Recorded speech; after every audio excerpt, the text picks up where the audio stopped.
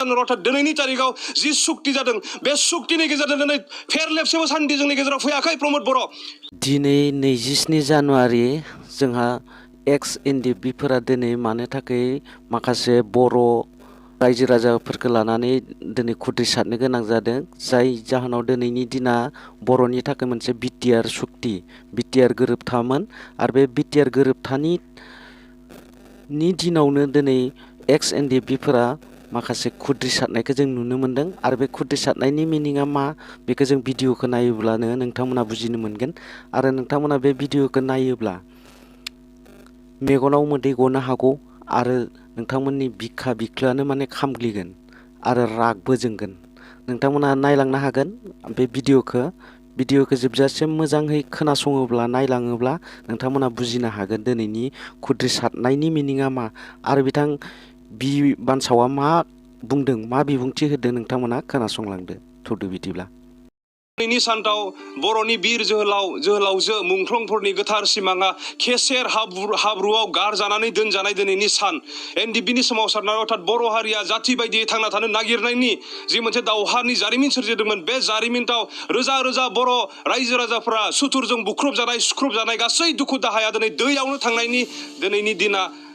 दिनैनि दिन दा बेखौ दिनै जों बारग' एनडिएफबिया सम बारनायजों लोगोसे बुंनो बाध्य जादों। हाजार हाजार बर' आइजोफोरा खाफालनि गोजा सिन्दुर खोमोरनांदों। बे खाफालनि गोजा सिन्दुर खोमोरनांनाया गासैबो ओरैनो दैयाव थांजोबनायनि दिन दिनैनि दिनखौ दिनै बारग' एनडिएफबिया बुंनो बाध्य जादों। आरो जों ओरैनो बुङाखै, जोंनि बे सम बारलांनायाव जेसेबांखिनि जों नुदों, जोंनि हास्थायनाय आरो लुबैनाय, जोंनि जि मोनसे गोथार सिमां दङमोन, बे सिमाङा गासैबो थेर बेथेर जानायखौ जों नुनानैनो दिनैनि तारिखखौ दिनै जों बुंनो गोनां बाध्य जादों। दिनैनि साना बर' जाथिनि थाखाय अर्थात बे बिटिसि हालामनि थाखाय आनलाखि मोनसे दिन होननानै दिनै बारग' एनडिएफबिया बुंनो गोनां बाध्य जादों। आरो दिनै बे आनलाखि दिनखौनो आरो दिनैनि बे दिनथाव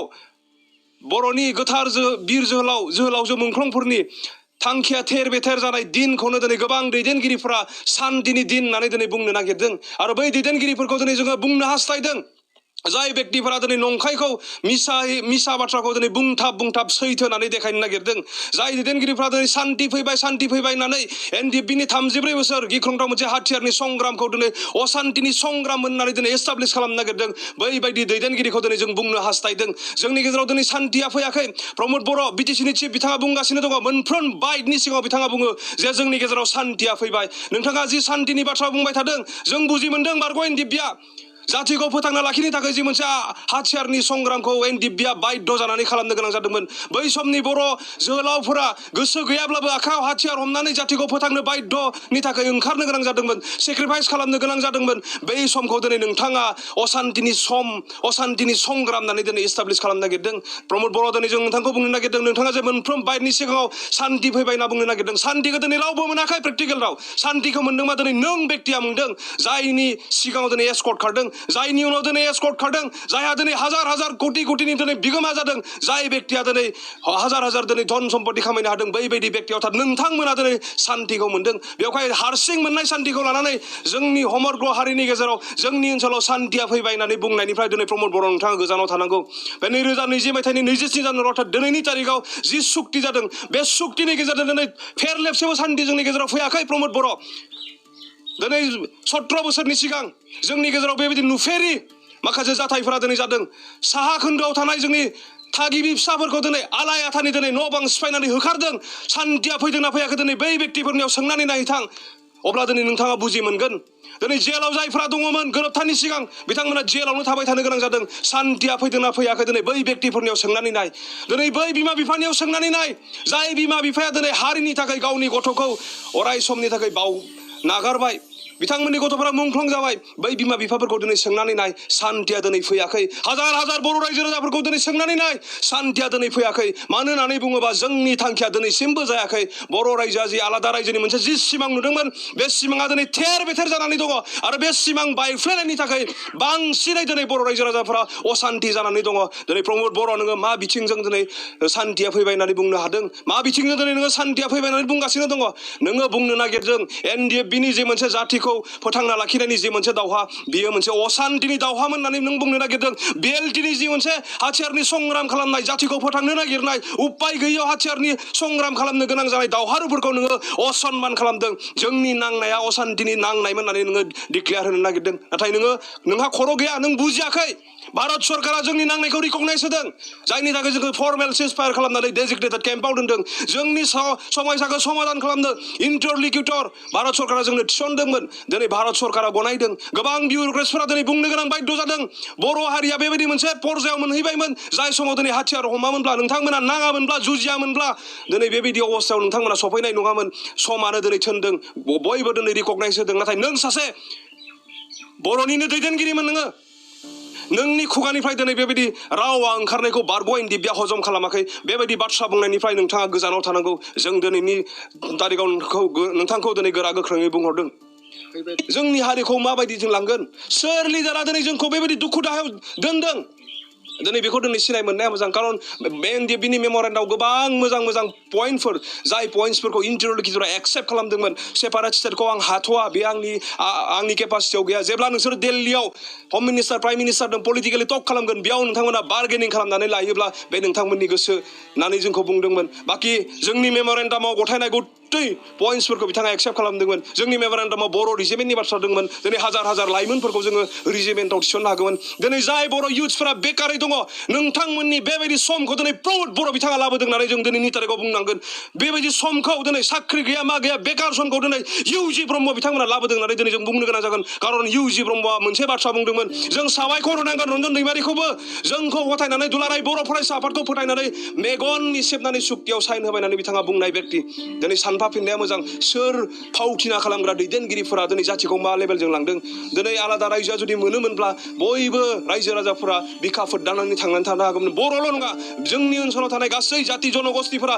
मोजाङै थांनानै थानो हागौमोन नाथाय बेबायदि जोंनि मोनसे मोन्थायखौ जोंनि उदैनि ओंखामखौ दिनै सोर बायदि व्यक्तिया नोंनिफ्राय सिख'नानै लांखो बेखौ दिनै नायफाफिननायनि सम दिब्या बेबायदि सुक्तिखौ दिनै खालामनो गोसो गैयामोन जायनि थाखाय जोंनि सिगनेटरि जोंनि फाउन्डार प्रेसिडेन्ट दिनैसिमबो जेलाव दङ जायनि थाखाय जोंनि बिर जोहोलाव लोगोफोरा हारिखौ अननानै गावखौ बावसोमनाय लोगोफोरा दिनैसिमबो जोबथेसालियाव दङ जों बेबायदि सुक्तिखौ दिनैनि तारिखाव मोननाय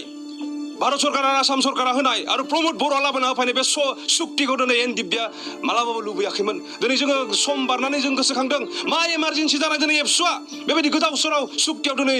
साइन खालामनो बा बेबायदि गोदाव सोराव सुक्तिखौ दिनै जोंनि गेजेराव लाबोना होफैनाय बे परिबेखौ लाबोनो दिनै प्रमद बर'आ बै समाव एबसुनि आफादगिरिमोन बे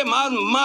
इमारजेन्सि जानायमोन दिनै इमारजेन्सिब्ला दिनै एन दिब्या दङमोन जोङो गोदान रिक्रुइट खालामनो हाया जोंहा केम्पआव थानाय सेंग्राफोरनि अनजिमाया खमायलांबायमोन जायफोरा दिनै सिगां सिजफायाराव फैनाय गबिन्दनि ग्रुपनि प्रग्रेसिभनि बिथांमोननि गोबां जोंनि दावहारु लोगोफोरा न' बां जानानै न'खराव थाग्रा जाबायमोन गोदानै जों रिक्रुइट खालामनो हायामोन बेबायदि परिबेया जोंहा दङमोन इमारजेन्सिया जोंहा दङमोन जोंहा गोबां दैदेनगिरिफ्रा केस दङमोन केसफोराल' उइथड्र जाबानो जाबाय होननानै जातिनि बे सोमावसारनायाव दुखु दाहा लानायखौ थेर बेथेर खालामनानै एन दिब्यासो सिगाङै सुक्तिखौ खालामनो हायोमोन नाथाय जों गङाखैमोन जों खालामाखैमोन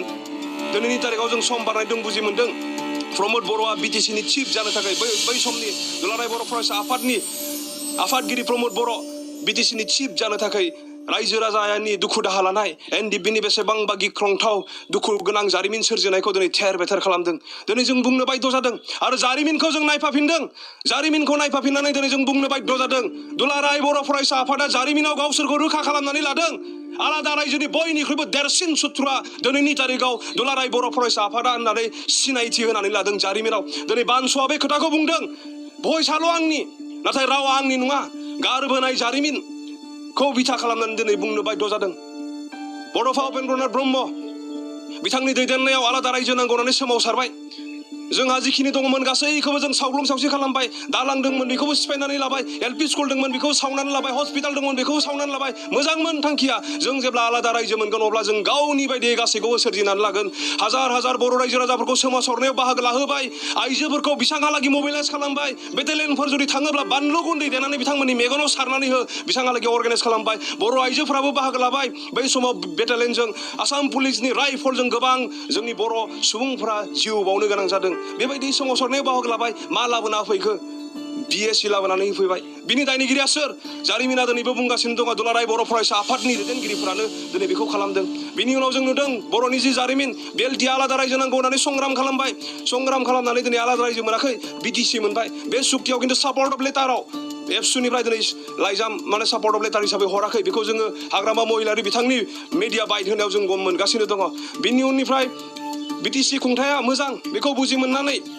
पलिटिकेलि जों बेखौ लानांगोन इलेक्सन गेलेनानै जों बेखौ लानांगोन होननानै बिथांमोना नाजाबाय आरो डाबल पि BPPF बै समाव सोरजिबाय आरो BPPF नि गतै आफादगिरि नेहाथारिखौ सेन्ट्रेलनिफ्राय लानानै प्राइमारिसिम जों मोनथियो एबसुनि दैदेनगिरिफोरा लाबाय बेखौ बुजि मोननानै नांना फैनाय हाथियारनि संग्राम खालामना फैनाय हाग्रामा महिलारिया सिंगेल पि खालामनानै हारसिङै माने इलेक्सन गेलेनानै बिथाङा रुलिंआव थाबाय बै समनिफ्रायनो माखासे बर' रायजो राजाफोरखौ डेभेलपमेन्टनिफ्राय दुलाराय बर' फरायसा आफादा अर्थात बै समनि दैदेनगिरिफोरा बोखावनानै दोनबाय आरो बिदिनो हारिखौ खौसे जानायनि लामायाव बिथांमोना लाबोआखै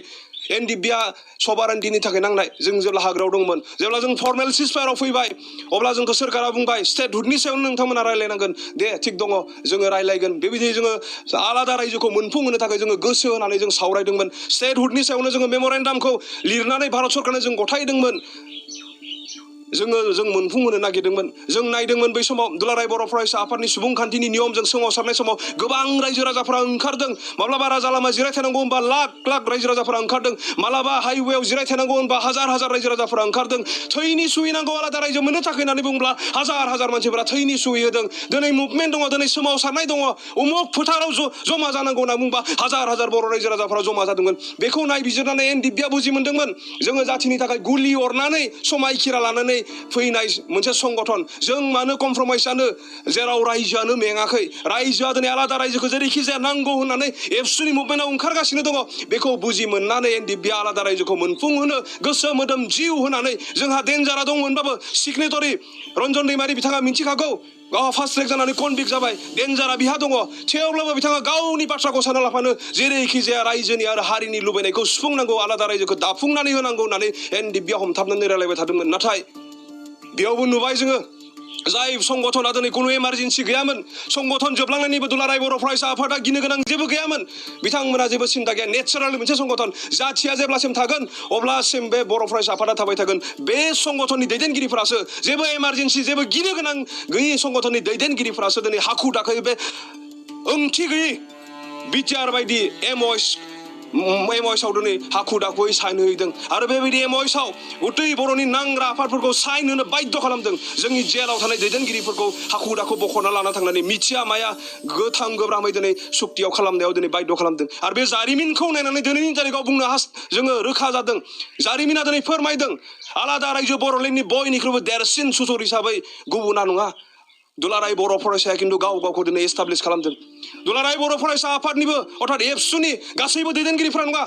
जिल्लानि दैदेनगिरिफोर आनसलिकनि दैदेनगिरिफोर इउनिटनि दैदेनगिरिफोर इभेन सेन्ट्रेलनि माखासे दैदेनगिरिफ्राबो इनोसेन्ट बिथांमोना जेबो दाय गैया नाथाय प्रेसिडेन्टशिपआव जायहा बिबान लाबोदों बै व्यक्तिफोरा खिन्थु जोलैनि हांगार हिसाबै दुलाराय बर' फरायसा आफादनि बिबानगिरिफोरा खामानि मावबोदों बेखौ दिनै बानसुआ बुंनायखौ गाज्रि मोननो हागौ सानफाफिन नाय जारिमिना दिनै माखौ रोखायै फोरमायदों जों दिनै जारिमिनखौ बिथा खालामनानै बेबायदि बाथ्राखौ जों बुंनो गोनां जादों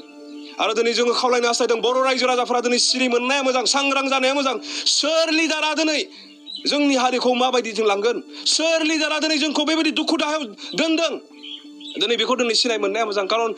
NDBनि मेम'रेन्डामाव गोबां मोजां मोजां पइन्टफोर जाय पइन्टसफोरखौ इन्टारल'किटरा एक्सेप्ट खालामदोंमोन सेपारेट स्टेटखौ आं हाथ'वा बे आंनि केपासिटियाव गैया जेब्ला नोंसोर दिल्लीयाव हम मिनिस्टार प्राइम मिनिस्टारजों पलिटिकेलि टक खालामगोन बेयाव नोंथांमोना बार्गेनिं खालामनानै लायोब्ला बे नोंथांमोननि गोसो होननानै जोंखौ बुंदोंमोन बाखि जोंनि मेम'रेन्डामाव गथायनाय गतै पइन्टसफोरखौ बिथाङा एक्सेप्ट खालामदोंमन जोंनि मेम'रेन्डामाव बर' रिजिमेन्टनि बाथ्रा दंमोन दिनै हाजार हाजार लाइमोनफोरखौ जोङो रिजिमेन्टआव थिसननो हागौमोन